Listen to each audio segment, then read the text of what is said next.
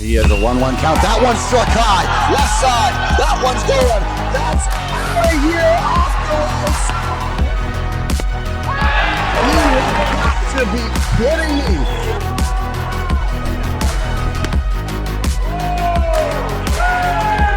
Fireworks. Here you go.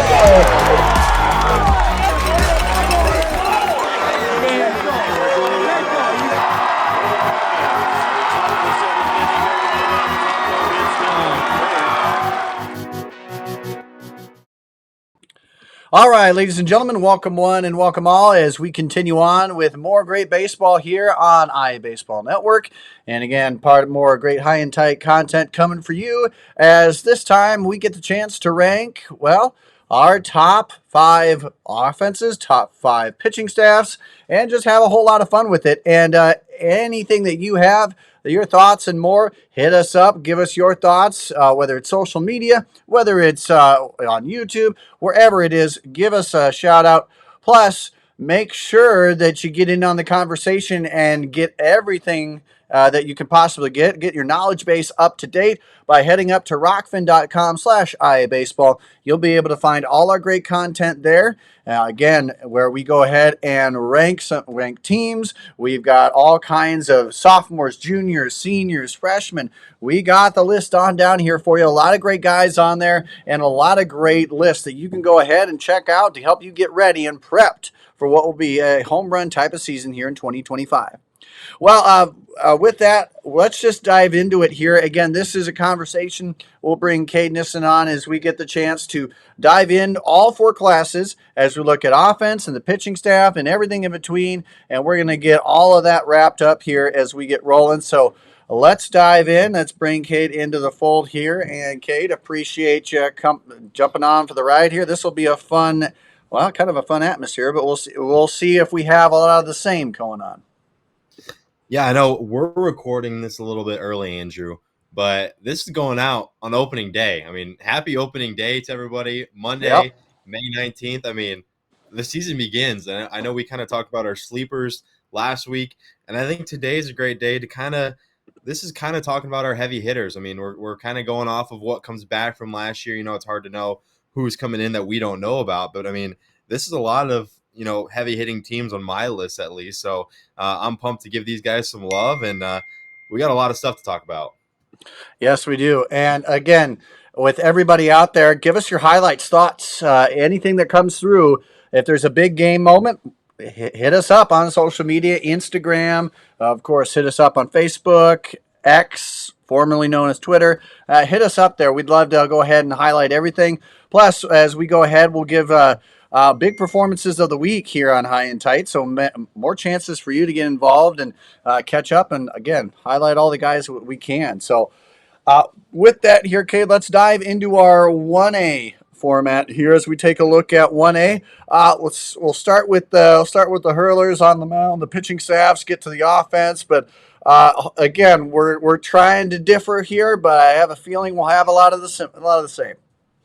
Yeah, I'll say you and I have not talked, so if we copycat, we're not scripting it for our people out there. We're just going right off the top. But yeah, I'll start with my pitching.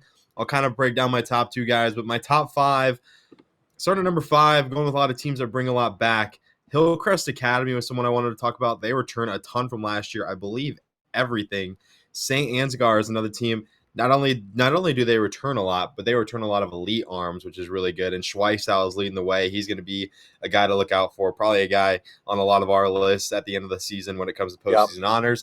And then I know you talked about them last week as a sleeper, but Bedford, Clement Olney leading the way on the mound, and he's not the only one. They got a lot of guys back, and that's a team that made the state tournament last year, and they're ready to go. Those kind of are my 3 outside guys. But my top 2, I think you're going to probably have a few of them as well inside your top 5 list. But North Lynn at my number 2 spot, I was going back and forth between them and Rems and St. Mary's. I went with North Lynn at number 2. I mean, you're really splitting hairs here. Nothing wrong with if you have it the other way. But, I mean, Cole Griffith and McCoy Wynn, you got a senior and a freshman, leading the way in innings pitched.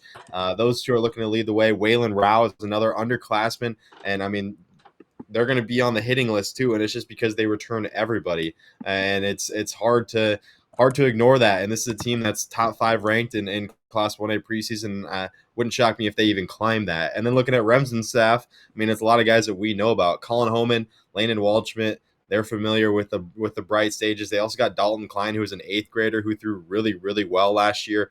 He's a guy I'm looking I'm excited to see him get more innings, and he's going to start throwing harder as he gets older, and he's going to be a guy to look out for. So that's my top 5 pitching. My hitting, I got a little bit different inside my top 5. I got Alto O'Reilly at number 5. I wanted to give them some love. The Warriors out there, they return a ton, and they got some guys in the middle of that lineup that can really mash. That's a 1A team I'm excited to follow. St. Ansgar, number 4, another team that made the top 5 pitching list. They return a lot. And I know I talked about them as my sleeper, but Iowa Valley at number 3, I really think this lineup is extremely, extremely potent. A lot of youth and a lot of veteran leadership inside there. I wanted to put them top 2, but again, North Lynn, Remsen St. Mary's, just way too much returning at the top of this lineup. North Lynn, I believe, returns 10 guys that started 15 or more games last year. I mean, literally more than a starting lineup is back for them last year. So they are gunning and ready to go. And they got that big 3, Griffith, Banesh, and Mason Beacon. I mean, those 3 are seniors, and they're ready to go. You got Banesh behind the plate. He was a really good catcher last year. And then Remsen St. Mary's, another team. I mean, this year runner-up, and they're going to be back and ready to gun for a state title this go-around. And it's another big 3, you could say. Danon Locks, Colin Homan, and Landon Waldschmidt, all seniors. And they're all looking to go out on top in Class 1A. And they've undoubtedly got the potential to do that. And it's not just those 3. I mean, there's a ton of guys in that lineup that are back and ready to go. So super brief, but that's my 1A list, Andrew. Oh, hey, I think it's a pretty good list. Obviously, I love your take on North Lynn, and for me, there, as I take a look at pitching first and foremost, that at the bottom, though, I'll start with the bottom with you, though. At Martinsdale, St. Mary's is number 5 on my list, just because they do bring back at least 3 guys with with a significant inning count here, and it's not Algona's 50-plus inning mark, but they still bring a bunch back in there, and of course, Coach Fitzpatrick is a guy that I think really knows how to whisper the right things at the right time. I think that Martinsdale St. Mary's made a push last year. I think they could have gone farther, honestly. I like them a lot. But also, I am not really sold on Wapsie Valley being too far out of the mix.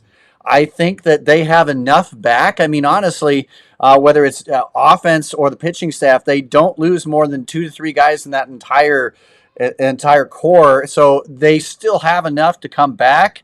I think they're in it.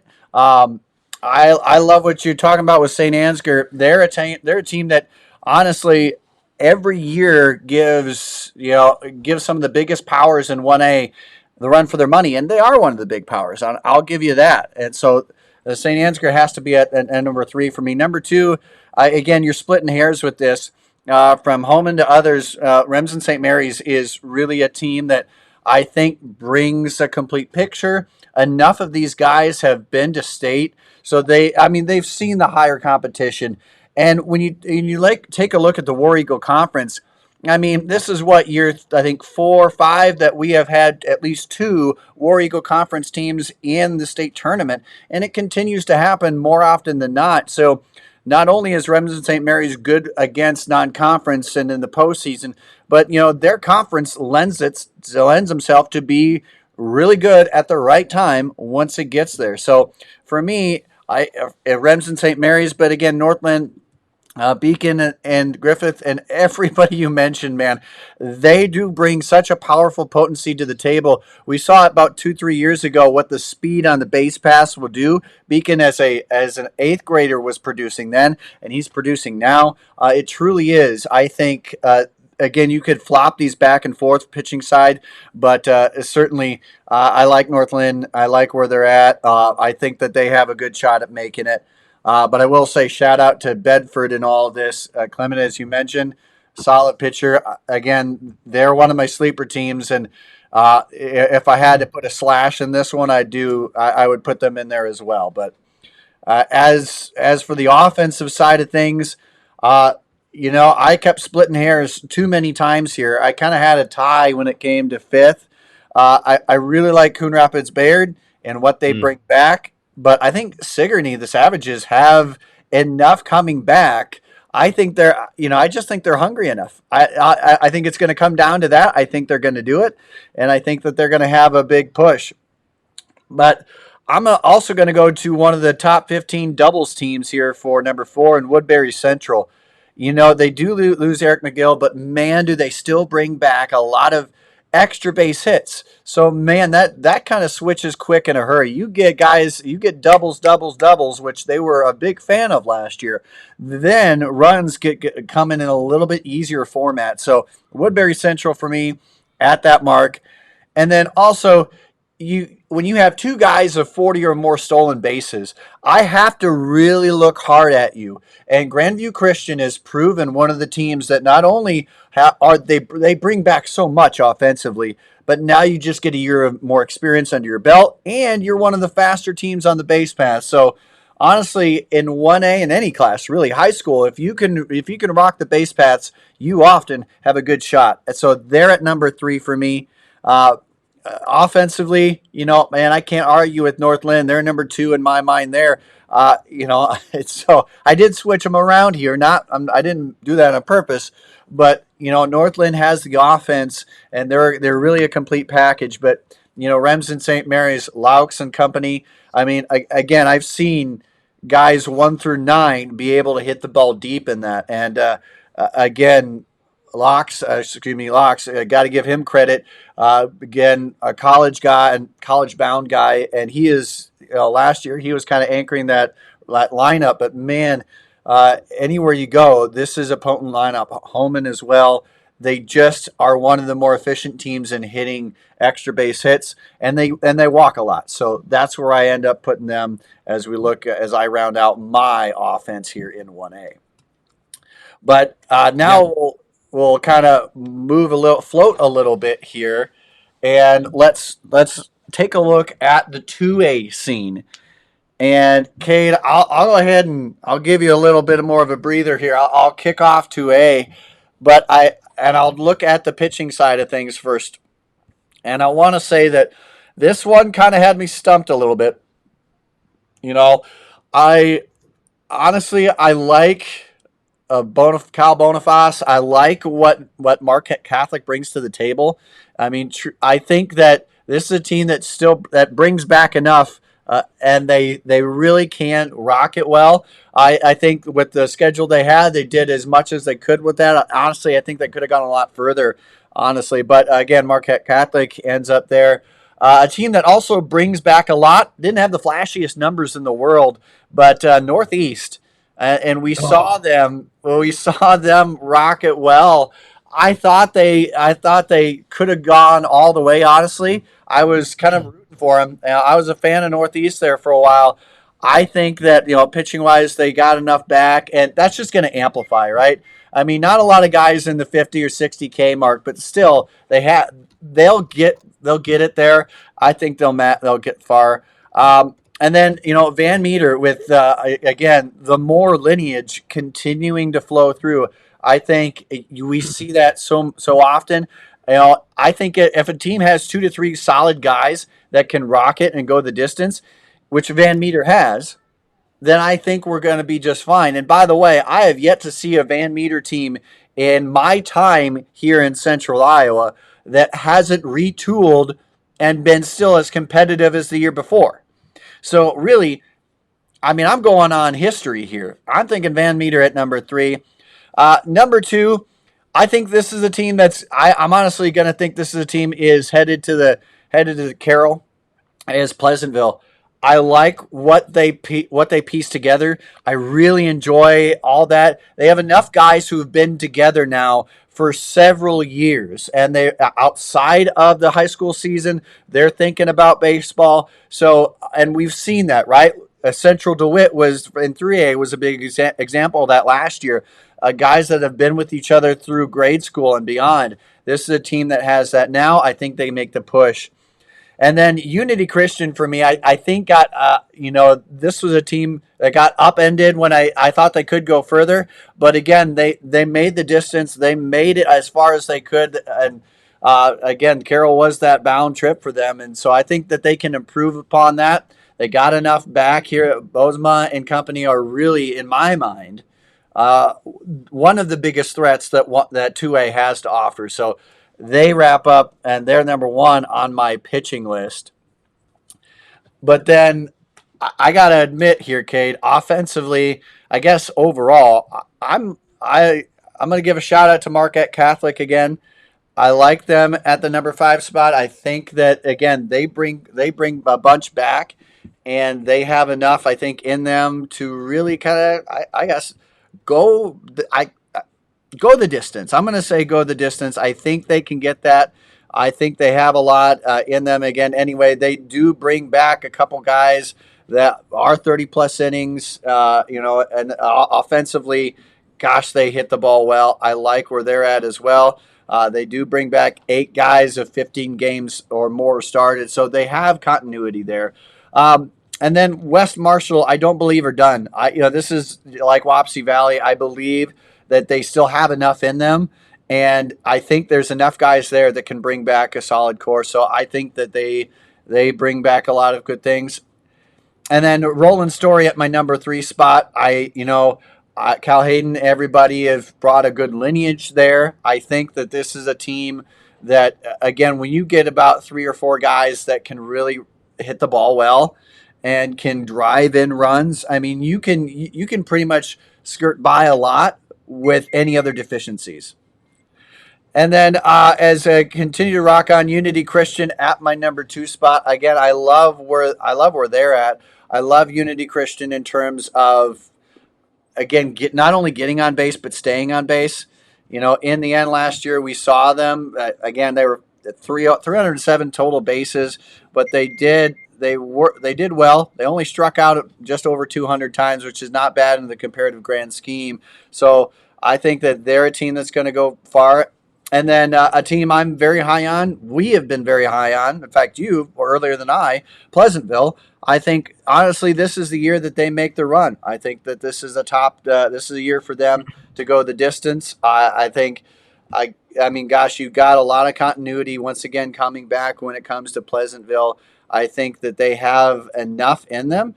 Again, 7 or more guys with that 15 games under their belt, and again, pitching I mentioned earlier. So Bingham and Company, I think when you've had varsity for 2 or 3 years, which most of these guys have like 2 to 3 years of varsity experience already under their belt.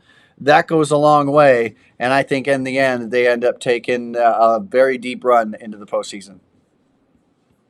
Yeah. Well, I feel like I'm always stealing your thunder, Andrew. So it's time for you to steal mine, and you did that with Northeast. Yeah. And I tell you what, the Rebels probably weren't too thrilled to not see their name listed in the top 16 preseason rankings. But I can tell you that they're probably right on the outside looking in on our rankers' mind. So I mean, I wouldn't be too down on that. At the end of the day, they go out and win a few games to start the year. Would not be surprised to see a little number by their name. But I was honored that they were not happy to be in our rankings. That means they're watching and they're paying attention. But no, the team looks good. And like you said, I thought maybe a little bit of a deeper run. Weren't able to do that. But this year, I mean, literally everybody's back for Northeast. Super high on them. They're at my number 5 spot. I wanted to give a shout out to them. As far as pitching goes, I was high on Marquette Catholic as well. I won't beat that horse too much. But a team that you did not have that we had a little bit of disparity on was a semifinalist team in Sheraton. And this is a team Mm. that went to state last year and beat Pleasantville. And I mean, this team is their top 3 innings guys back yet again. We talk about the offense with Offenberger and Oxenrider. That's a mouthful and a Bash Bros duo right there. But the pitching looked good as well. And Kenton Jensen's back. He threw 43 innings last year. Jace Gwynn was a sophomore last year as their number 2 guy. And so they got kind of a trio back that I really like in their pitching. And then my top 2 is fairly similar. I got Pleasantville at number 2, and I've got Van Meter at number 1. And Van Meter, like you said, they just look loaded. Cole Moore is a guy that everyone talks about, but I tell you what, Kason Peterson had a heck of a year last year as a junior. He'll be a senior this year, kind of tandeming with Cole Moore on the hill. Those two look like a pretty feared duo, and I'm going to guess that they rack up a lot of wins for the Bulldogs this year. Bouncing off to my lineup, I tried to switch it up a little bit. I also had Northeast in my top 5 in terms of what's coming back. Unity Christian I had at number 4. West Marshall at number 3. The DeSotels, those guys look good. You got a younger Seeger in there too. AJD was really good at catcher. I mean, I know he's a ball magnet. He got hit by a pitch a lot last year. I know he likes that school record he has. And at number 2, Andrew, I know you had him on your 1A list, but I have Grandview Christian. They're up a class Oh this yeah, year. sorry. Yeah, I it's so weird with new classes. I'm still yeah, getting used to it, but I have Grandview Christian in yeah, my top 2 as far as my 2A lineup. But like you said, I mean, you talked about them. They're fast, they can run, and they put the bat to ball. And when you can do that in a high school, in a high school scene consistently, you're going to see positive results. And they saw that last year, and they got some burners. And I expect those younger guys to take big steps up. Titus Jordan, Luke Jordan. I mean, they got a lot of guys that are ready to have breakout years as well that were on our list. So excited to see the Thunder. And my number 1 2A lineup was Pleasantville. I don't know if that's shocking. I know you had them up there as well. I mean, you talked about them. It's just these guys have played so well, and yeah. they're so young, and they're used to this high school scene, and I think they're ready to have that monster year. So that rounds out my 2A list, Andrew. You want to tackle 3A first? Yeah, and I mean 3A is kind of a. Uh, this is Oh, I I had a tough honestly. time. What's that? I had a tough time with 3A. I had a tough I time picking 5 teams. that's where I got into there. I had a lot of ties in my mind, and I had to kind of break it down. In the end, I think that's fun. In the end, you could put about 7 to 9 teams in the top 5. Arguably, for me, I thought that was, I thought that was where I was going to go in the end. As we take a look at pitching, let's see, get my notes up here. Pitching first and foremost. I do like, first off, the combo of Brandon Cummer, Fodi Regopoulos. I love what Wallert brings to the table. They had the number 1 rated strength of schedule in 3A last year, and they still were able to put up top 10 numbers, and they were still able to keep that walk rate down for the most part. And again, when you're constantly going against the Western Dubukes of the world, you do showcase a lot of talent, and you'd go up against a lot of talent. So, Wallert for me, number 1 on the overall screen. I know I mixed it up here, started with number 1 on you, but I like where they're at. I like, and again, that's not just to say that this team has far more under their belt. I mean, Studeman is another guy I think you really got to note out for. JP Albert as a freshman came out there and tossed 40K again in that entire conference, which is so hard against 4A squads. And then Will Piero, a guy that we saw touch up 90, and honestly, it was hard when we were putting together all the class lists. It was hard to not just put him automatically in the top 5 mark because he's a guy that's going to go very far. I like him a lot. And so, honestly, this is a team that brings back 4 of their top 5 strikeout earners from a year ago. So, I can't really argue. And then you got depth in Will Specht, and you got the rest of them in there as well. So, and from Brandt, Stutman, again, I mentioned guys that really can add depth to that bullpen. And then number 2, Mark, is got to be, and I know I might be matching you, or maybe not. Who knows here? But Pella is the team that I sit at number 2. They bring back everybody. They bring back that continuity. Last year, I got the chance to talk with Lake Cowman, and he said, they nobody was expecting them to get that far. They surprised everybody. They're not going to surprise anybody now. This is a team that had a strong push. Again, Tegan Hoekstra, I mentioned, I saw him hit a home run offensively. Then I know what he can do with pitching here, because this is a team that in the end knows how to hurl it really well. In the end, they only allowed 102 walks, which is one of the top marks across the entire state last year. Again, top 10 for sure. Again, there are only 4-5 teams that had less than them last year, and a lot of those teams lose a lot. So when you talk about what you retain and what you gain, this is a team that has a lot. Again, especially on the pitching side, they bring back quite a lot when it comes to that mark. And then a team that has forced its way into the top 10 rankings, forced its way into my purview, has been Algona.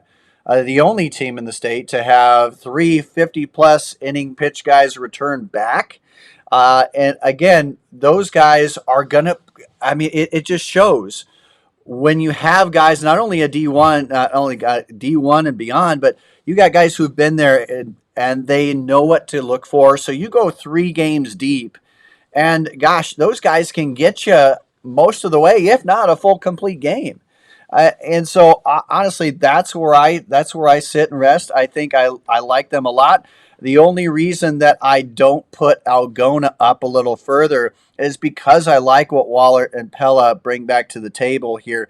Otherwise, Algona would be up there. I think they have it right on, and then I like from Morgan to Fuller. I mean, the guys that we've seen constantly up at the top with Clear Creek and Mana. I love everything that they bring onto the table. And again, it's just experience. They bring that back. Clear Creek and Mana, the Clippers, I feel, have a deep run in them. I think they got upended, and I think it was just leaves a sour taste in their mouth. I think they end up going very far. And then I had a tie for the number 5 spot. And I know I said I wouldn't do this, but I had to.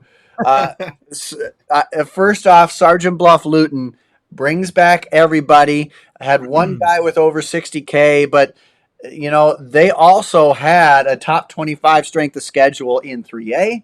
And again, all that. Again, this is a team last year without a junior class, or a couple years ago anyway, without a junior class, and now they have gone through. They've had that varsity experience here and a strong schedule, and so if they come back, I think they're there. But I can't. I'd be remiss if I did not give a shout out to the Eagles of Sadell. Adam Mine and Brady Hicks. They bring such a 1-2 punch. And Van Houten also is a guy that you have to add into the mix. And I think truly they have 3 guys that can give you 5+ innings every single day. And so that's where I think that if you're going to rate pitching staffs, I like where they're at. I think that, again, Sadell, I'd be remiss if I don't mention them. If I had to give a, if you had to say right now, Andrew, you got to pick one, man, I'd have to give a little bit of nudge toward the Eagles, just because of the fact that, again, 100K, 60 plus K on the board. I mean, you go 2 games and you got a lot there. But again, I had to put it as a tie because the Warriors, they bring back experience, and Coach Nelson doesn't have to worry about what he's got on the mound. And then offensively here, I'll start again at the number 1 spot, and it just has to be for me. I know a broken record here, but I like what Waller again brings to the table here. In the end, last year, let me go this way. They bring back 4 out of the 5 guys who struck 50 or more total bases. And when you go even further, J.P. Elpert, again, a freshman at 36, and Carter Brandt, as a junior, had 45. So you're going almost a full lineup deep of guys who have had, again, the toughest schedule in 3A, at least 40 or more total bases. So, and I think arguably one of the most underrated catchers in not just 3A, but the state, Bodie Nagelmaker, I guarantee you, will have a huge impact. The guy just got lost in the sea of Will Specht, Brandon Kummer, Fody Rogopoulos, but I think he's going to make a big push out here. In the end, he did have 42 hits, so it's not like he snuck by. I think that average may have fooled folks just a bit, but he's still a 61 total base guy. And then down the lineup here, I go Marion. We saw that just a bit at the Strike Out the Stigma event. Again, just a scrimmage, but man, can they hit the ball. Grayson Kirsch, mark my words right now, Kate, I think will be in the running once all is said and done to be one of the finalists for Mr. IAbaseball. I really think he is one of the purest hitters that we have in the class. I think he can go a long way. I could be completely wrong, but I do like what he brings to the table. And then you've got Scott, of course, in there as well.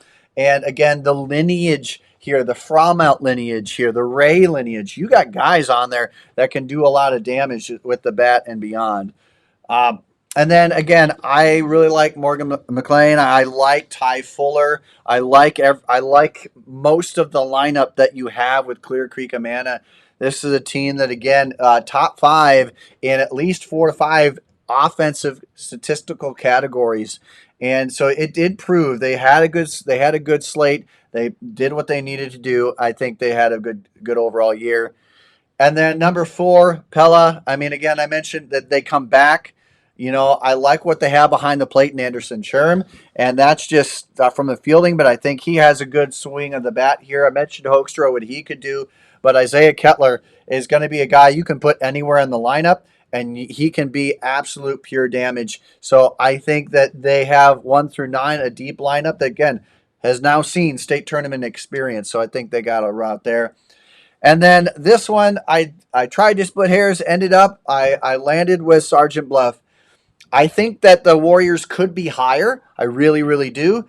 I think at this point, it maybe my subconscious is telling me, hey, let them prove it. I think that they are a top five offense because again, not only were they top 10 in terms of strikeouts last year, but they were also one of the top 15 teams in terms of total bases. And of course, when you look at extra base hits. So this is a program I feel that Coach Nelson has on the right path. And I think they deserve a spot in the top five.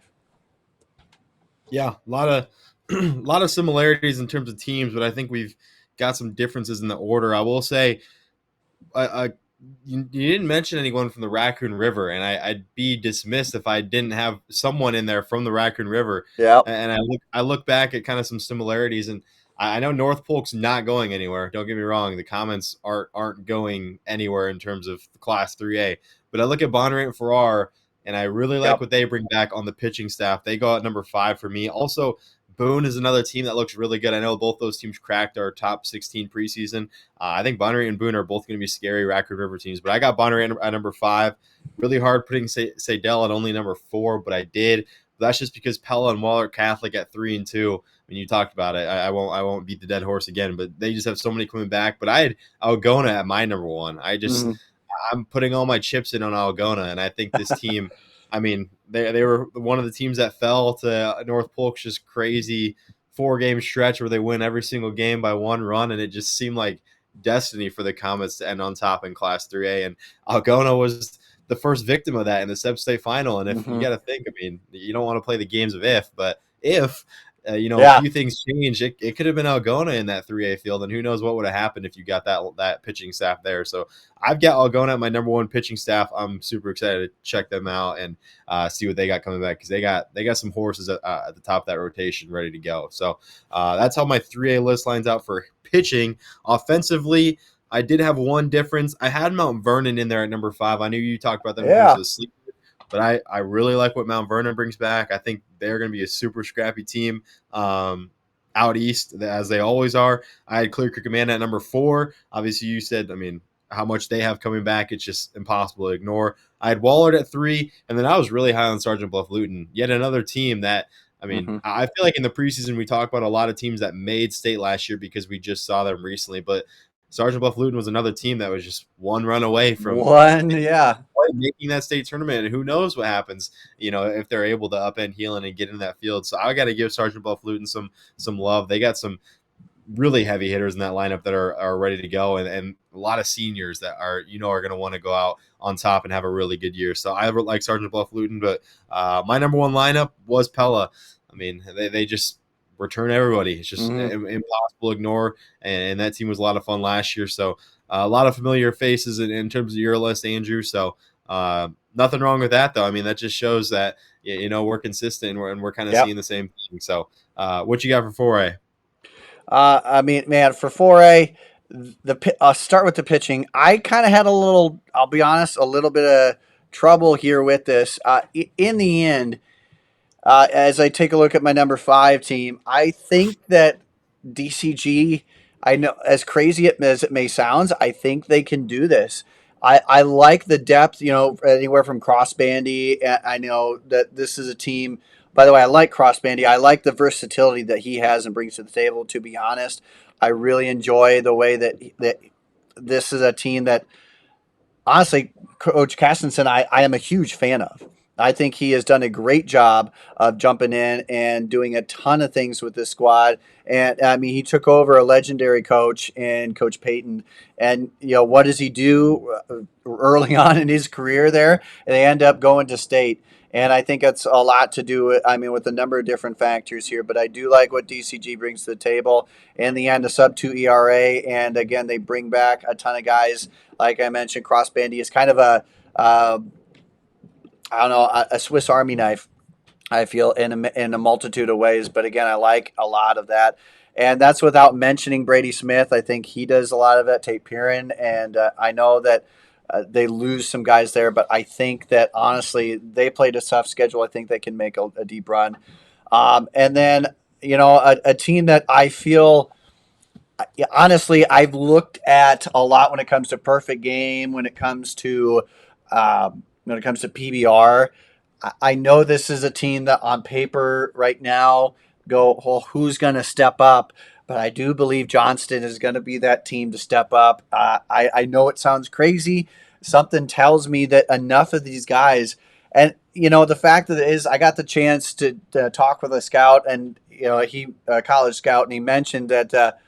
You know, he is very much willing to go to Johnston JV games, and he's done it before, and he goes, man, I like what the JV scene to Johnston brings. I think that this is a team that's going to surprise us, and so I mean, if that's the craziest thing in the world, okay, fine, be it. But I do like the young guns that are coming up for the Dragons. And again, the story, some say, is written for the Dragons in terms of the storylines, but I love where they're at. I like Sioux City East. Jack Steeler is a guy that he mentioned he kind of just jumped onto the scene, just started pitching. And last year you look at the numbers and go, well, that doesn't seem like a guy that just started pitching. But man, he is a guy that comes through in a team that doesn't lose anything. They were knocking on the doorstep of making it to state. And honestly, they just didn't have their game. They just didn't have their best game. And I know that's an offensive side of things. They got shut out. But, I think that this is a pitching staff that brings, again, everybody back. And I like that. And this is a team that's been so close and they understand how to win. So I think this is a team that gets there. And then I'm going to be honest. I love a team that can go out and win without the huge strikeout count. Iowa City High did have a good high strikeout count, but I like them, and I love Talon Young. I mean, the guy makes it so hard to hit the barrel on the bat. I got the chance to see a couple of their games last year, and there wasn't a single time. Luckily, I saw him both times, but there wasn't a single game in which they had a real solid hit off of him. And again, not a huge strikeout count either game, but man, did he go out and confuse them. I think from Jackson Schroeder and, of course, Talon Young, you can get a 1-2 punch in there that knows knows state tournament. And, of course, the coaching staff is going to be on top of things already. So I think that there's a lot there to like. Iowa City High is my number two. And I only say that because Pleasant Valley, for me, has to be number one. I mean, I I think we are all wowed just a little bit, and I say wowed because even though they made it to state, it was still they took it to Kennedy and arguably one of their tougher games of the state tournament.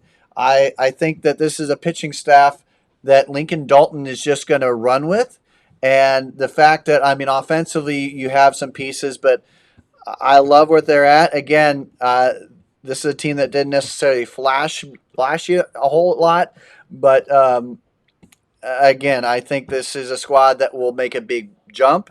And again, they were still top 10 in strikeouts overall. They were one of the teams that had one of the fewest marks in terms of walks overall in the season. Again, another top 10 mark there.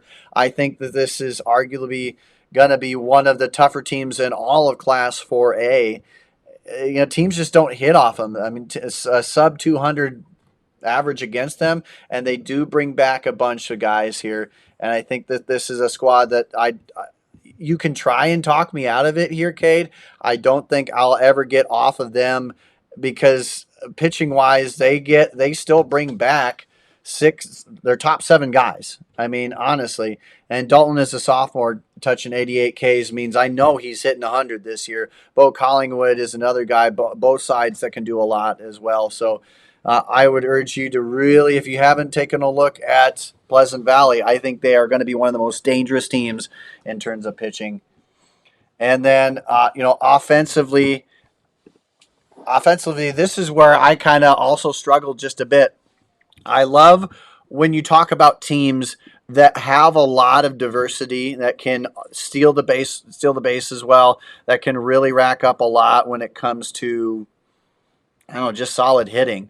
And so, again, bringing up what I love here, honestly, number 5, I do like North Scott. I know that they lose a little bit here. North Scott, they've been a top team the last few years, top 10 team in terms of total bases. I think they come back. Kai Smith is not only a heck of a pitcher, but he brings back a lot offensively. I think that this is a team that's gonna bring back a bunch of offense, and I think they're gonna be really really strong in the grand scheme of things.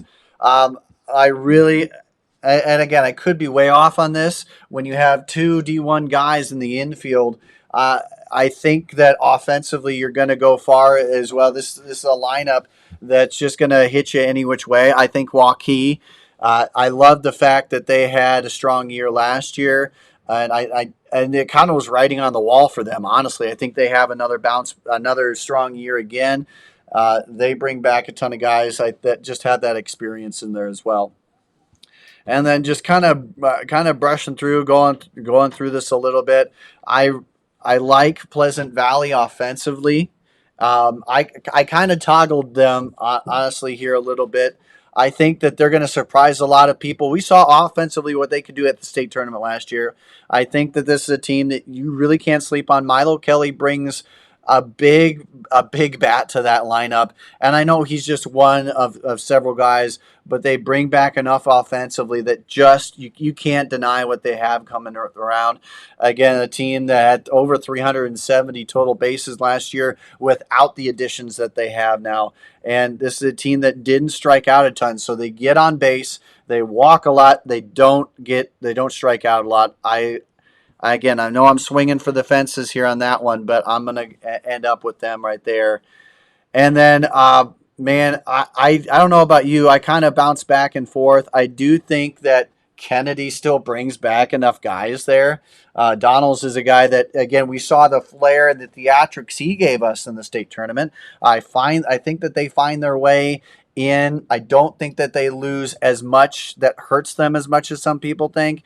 I think that offensively, Kennedy still has in there what they can do. I think at the strike out the stigma, we didn't see all of what they could do, but I think they've got it in the bag. And honestly, a team that I really enjoy, and maybe I'm too high on them. Color me impressed if I am, but I like Sioux City East offensively.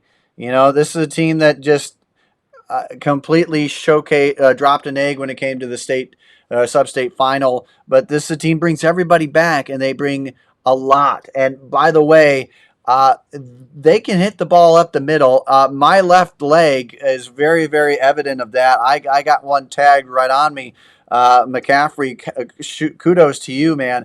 But I like Claiborne. I like Thieler. Those guys have pop in their bat, and that's just and Jepson also brings a lot there. So they have too many guys that have enough experience. I talked with Jack Thieler, and he said, "Man, he hasn't seen anything like this. He hasn't." He's seen a lot of guys his freshman year graduate, and the same with the next year and the next year. This is like the first year that they have everybody back. And for a long time, Coach Miller knows how to coach guys who haven't played the game before, let alone guys who know the game in and out like this squad does.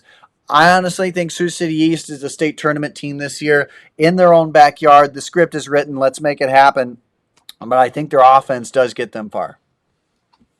Love it. We got some differences here, Andrew. We'll go with pitching first. I had three teams different compared to yours. At 5 and 4, I had Ottumwa and Indianola. Those are two teams that really jumped out to me. Indianola in the Little Hawkeye, one of the teams that's gonna maybe give DCG, a little bit of run for their money, and it's gonna be competitive in that conference. The Little Hawkeye. I mean, add Pella in there. That's gonna be a fun field to check out as the year goes on. I like Atumwa too. Obviously Tucker Long, but he's got a bunch of his buddies back, and that's gonna be another scary team in that conference. It's gonna rack up some wins Yeah. in that field. And then the third team, my number 3 spot, I had Valley. I know Ramich and Stedman didn't have crazy years last year, but when you got two D1 guys that can take the hill, an Iowa commit and a Nebraska commit respectively, that's a team that's gonna scare some squads in the Yeah. CIML. And I mean, we talked about them in the sleeper show. I mean, they're going to look to go out and be a lot more competitive consistently. They were competitive last year, but I think they can be more consistently competitive this year. And when you got Stedman and Ramich going, every couple days in that field, they're going to be a ton of fun to watch. I also had Sioux City East at number 2. Can't ignore what they got coming back. And then I'm not going to talk you off the Pleasant Valley horse because I got them at number 1 too. It's impossible to ignore what they've got coming back, and they were extremely impressive last year, and they're going to be another fun team to watch. Offensively, I also had North Scott at number 5. I was hoping you wouldn't Oh, bring them up because I had them too. Carson Lage is another guy. yeah. Cash Bowie, I believe, is back. Kai Smith. I mean, looking at our list, it seemed like a lot of North Scott guys were popping up Hmm. consistently, so I had to throw them up there. I had Atumwa again. I feel like I'm always high on Atumwa. They got a lot of pieces coming back again. I had two CDs at number 3, and I had Pleasant Valley at number 2. So some similarities there. But my number 1 for a lineup in terms of coming back, a team that I'm really high on is a team at the Strike at the Stigma that really popped out to me, and that's Prairie. I like what Oh, the Peahawks got. I like what the Peahawks got coming back, and I mean they returned seemingly everybody from that lineup last year. Tate Tierney, Cameron Francois, Maddox Mueller. I mean, this is a team that was competitive last year, and here you go. I mean, like you said, everyone's back, and they didn't lose a whole lot from their graduation as far as the offense, as far as the lineup goes. And I was really impressed with them. I kind of honed in on their strike out the Stigma game against Clear Creek Amanda. That was kind of the game that piqued my interest the most, and I was really impressed with what Prairie brought. They were aggressive on the base paths, seemingly made a lot of contact against a CCA pitching staff that we're pretty high on in terms of Class 3A. hmm. So I was impressed with the Peahawks, and I know they open up with Linmar next week, or today, as I should say, as this is going out on Monday. So I don't know. I might have to stop by that game. That one kind of intrigues me in Class 4A. So I got Prairie. I'm pretty high on the Peahawks as far as what they got coming back. Well, no doubt about that. I love the list, and you know what? Shame on me for also not thinking about the P Hawks, Coach Nelson and company. Yeah, I love them. I truly do. I think that last year was a little bit of a good rebuilding year for them. I Yeah, think we that. got to have some differences, Andrew. I Oh mean, yeah, yeah, it's good to talk about more teams, and yep. I've changed my list when I hear you talking because I'm like, oh, I want to give this team some love because Andrew already did. So, hey, there's nothing wrong with that. At the end of the day, we're probably wrong either way, the way people spin it. Yeah. It's all in fun, and yeah, this was a ton of fun, and I mean, giddy up, seasons today, let's go. Yeah, let's do it. And hey, make sure to catch Cade and also everyone else. We'll be covering other games as well. So wherever you can catch us, man, please do. We'll have highlights and all kinds of things. And plus, we got our Game of the Week broadcast coming on up here. Again, the double matchup between the Golden Eagles of Waller Catholic and Xavier. I think that it's always a good battle between those two. And my first trip here, Cade, to Waller to the home of the Golden Eagles. I cannot wait to catch what they've got going on. So if you want to catch up on that broadcast live, free for you on the iSports YouTube page. So. With that, Cade, man, thanks again for another great conversation here. A lot of teams, and I'm glad we had some differences here today. So that was pretty fun. Yeah, no doubt. Don't be afraid. Throughout the year, shoot us your videos, shoot us your highlights, shoot us your stats. Andrew and I, we're skimming through box scores every single day. It feels like to try and find those storylines, and it makes it a lot easier for us and yourself when you help us out and send us those. Because I mean, we want to give you guys some love if you deserve it. So do not be afraid to reach out. We are always happy to check out what you got. So yeah, I mean, we're excited. Yeah, and let's do it. And with that, I think our business here is done. Yeah, enough of us yapping. Let's get back to it. Of course, as always, thank your umpires, thank your coaches, and until we see each other next time, stay safe on the base paths, guys.